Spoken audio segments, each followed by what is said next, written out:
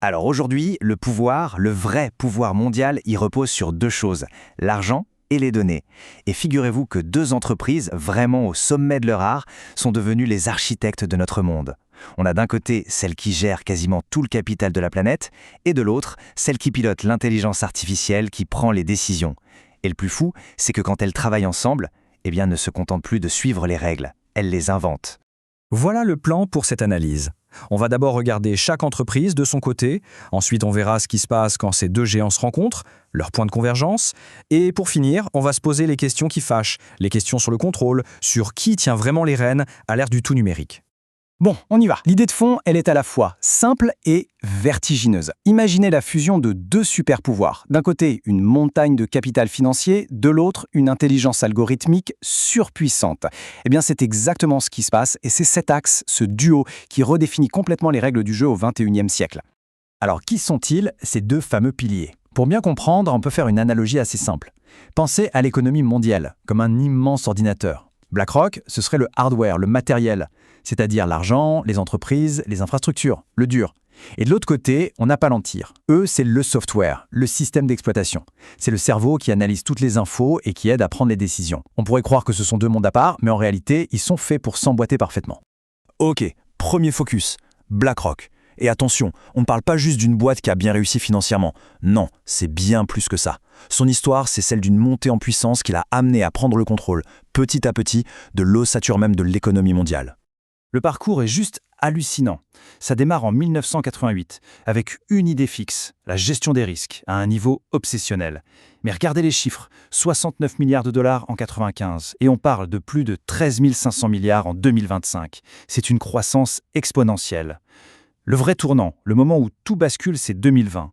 En pleine crise, la Réserve fédérale américaine, la banque centrale la plus puissante du monde, fait appel à qui? À BlackRock. À ce moment-là, l'entreprise n'est plus un simple acteur, elle devient un pilier, un rouage essentiel de la finance mondiale. Et officiellement, quelle est leur mission? Si on regarde sur leur site, c'est aider de plus en plus de personnes à connaître le bien-être financier. C'est une belle phrase, une intention louable, mais pour vraiment saisir l'ampleur de leur influence, il faut aller voir ce qu'il y a sous le capot, il faut entrer dans la salle des machines. Et cette salle des machines, elle a un nom, Aladdin. Attention, ce n'est pas un simple programme informatique, non. On part du système nerveux central de la finance mondiale. C'est une plateforme d'intelligence artificielle qui analyse, qui anticipe et qui aide à prendre des décisions sur des milliers de milliards de dollars. Pour donner une idée, Aladdin a une influence sur plus d'argent que le PIB des États-Unis et de la Chine combinés. C'est juste colossal. Et si le concept est un peu abstrait, le chiffre, lui, est très concret. 21 600 milliards de dollars. C'est la valeur totale des actifs qui sont surveillés, analysés par la plateforme Aladdin. Ce n'est pas juste un gros chiffre. Ça veut dire qu'il y a une dépendance systémique. Des milliers d'investisseurs, dans 70 pays, sont tous branchés sur ce même cerveau. Ça crée un réseau, une toile d'influence, comme on n'en a jamais vu. Allez, on passe au deuxième architecte, Palantir. Et là, il faut tout de suite mettre de côté l'image de la start-up sympa qui a commencé dans un garage. Non, Palantir, c'est autre chose. C'est une entreprise qui vient tout droit du monde du renseignement américain et qui, aujourd'hui, est en train de réécrire les règles du jeu dans le secteur privé. Son ADN est limpide dès le premier jour. L'entreprise est fondée en 2003 et dès 2004, elle reçoit un financement d'In-Q-Tel. In-Q-Tel, c'est quoi? C'est le bras financier de la CIA. Voilà, le ton est donné. Pendant des années, Palantir a travaillé dans l'ombre pour la défense, le renseignement. Et puis, il y a eu deux tournants majeurs. 2016, ils lancent Foundry, leur outil pour les entreprises. Et 2023, l'arrivée de leur plateforme d'IA qui a provoqué une véritable déferlante dans le monde commercial. Alors concrètement, Palantir, c'est quoi? C'est surtout deux logiciels, deux systèmes d'exploitation. D'abord, il y a Gotham. C'est l'original, celui qui a été créé pour les services de renseignement, la défense. Son but, c'est d'intégrer des tonnes de données différentes pour y trouver des liens, des schémas cachés. Et puis, il y a Foundry. C'est la version pour les entreprises. Ça permet de créer un jumeau numérique de toute une organisation pour tout optimiser, de la chaîne d'approvisionnement jusqu'aux soins de santé. Ce graphique, il résume tout. En 2024, le gouvernemental pèse encore un peu plus de la moitié de leur chiffre d'affaires. Ça, ce sont les racines, l'héritage du monde de la défense. Mais regardez le secteur commercial, presque à égalité et avec une croissance explosive. C'est la preuve qu'ils ont réussi leur pari, appliquer les méthodes du renseignement au business.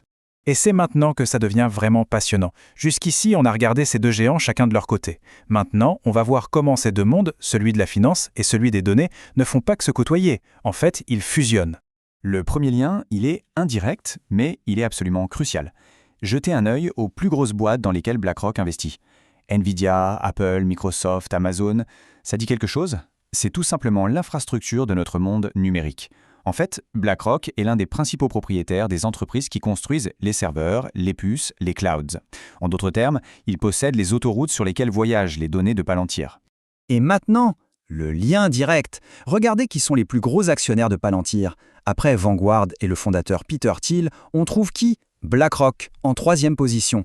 Là, on ne parle plus d'un lien indirect, on parle d'un lien capitalistique. BlackRock possède une partie de Palantir. Le propriétaire des autoroutes est aussi actionnaire de l'un des véhicules les plus puissants qui circulent. La boucle est bouclée. Pour que ce soit bien clair, prenons un cas d'école, l'Ukraine. D'un côté, on a Palantir qui fournit l'intelligence artificielle pour la guerre, pour le ciblage des drones, il gère les données du conflit. Et de l'autre, qui a été appelé pour mettre sur pied le fonds de développement qui va gérer la reconstruction, BlackRock. L'un gère les données de la destruction, l'autre gère le capital de la reconstruction. C'est une synergie redoutable.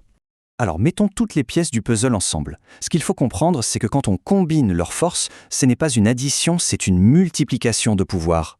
Ensemble, ils créent un système de systèmes, un tout nouveau modèle de contrôle, un nouveau paradigme. Voilà comment la boucle fonctionne. C'est assez simple en fait. Étape 1, BlackRock finance et possède les infrastructures critiques. Les serveurs, les réseaux d'énergie, etc. Le hardware. Étape 2, Palantir arrive avec son système d'exploitation, son IA, pour décider qui on surveille, qui on cible, en utilisant ces mêmes infrastructures. Et l'étape 3, c'est là que ça devient problématique. Toute cette chaîne, du capital à l'action, échappe en grande partie à tout contrôle démocratique direct et complet. Du coup, la question du pouvoir change de nature. La vieille interrogation « qui contrôle le monde ?» est presque dépassée. La vraie question pour notre époque, c'est plutôt « qui contrôle ces systèmes ?» et surtout « qui leur demande des comptes ?» C'est ce qui nous amène à notre dernière partie. On va aborder cette question fondamentale de la responsabilité, mais dans le contexte très nouveau de cette gouvernance par les algorithmes. Écoutez bien cette phrase, elle vient d'un dirigeant de Palantir. Pour lui, le travail de sa boîte pour le Pentagone est « le projet Manhattan de cette génération ». La comparaison est énorme. Le projet Manhattan, c'est la bombe atomique. En disant ça, il admet lui-même la portée historique de leur technologie. Et ça rappelle un point clé. Le projet Manhattan, c'est fait dans le plus grand secret, loin de tout contrôle démocratique. Et ce problème de contrôle ne touche pas que Palantir. Revenons à BlackRock. Si on l'ajoute à ses deux principaux concurrents, Vanguard et State Street, on les appelle les trois géants. À eux trois, ils contrôlent déjà près de 22% des votes dans les conseils d'administration des plus grandes entreprises américaines. Et les projections sont folles. On parle de 40% d'ici 2040. 40%. À ce niveau-là, ce ne sont plus des investisseurs. Ils deviennent un régulateur de l'ombre. Ils peuvent dicter la stratégie de presque toute l'économie. On termine donc sur cette question, posée par les Romains il y a plus de 2000 ans et qui n'a jamais été aussi actuelle. Quis custodiet ipsos custodes? Qui gardera les gardiens eux-mêmes? Face à une telle concentration de pouvoir, financier et algorithmique, dans des mains privées, la question reste entière. Et la réponse qu'on y apportera, ou pas, dessinera sans aucun doute le monde de demain.